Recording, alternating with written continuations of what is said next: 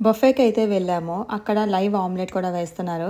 సరే ఇక్కడ ఆమ్లెట్ వాళ్ళు ఎలా చేస్తారో టేస్ట్ చేద్దామని చెప్పి వెళ్ళాను. సో, వెళ్ళినప్పుడు వాళ్ళు ఆమ్లెట్ వేసే ముందు ఒకటి అడిగారు. "మీరు వెజ్జా? నాన్ వెజ్జా?" అన్నారు. సో, నేనైతే నాన్ వెజ్ అన్నాను.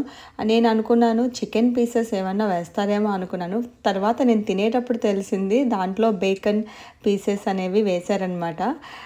అండ్ ఫైనల్‌గా అయితే చీజ్ కూడా వేశారనమాట. నేను ఇక్కడ ఈ ప్రాసెస్ అంతట్లో నేను ఎక్కడ సాల్ట్ గానీ, పెప్పర్ గానీ, లేతే చిల్లీ పౌడర్ గానీ నేనైతే ఎక్కడా చూడలేదు.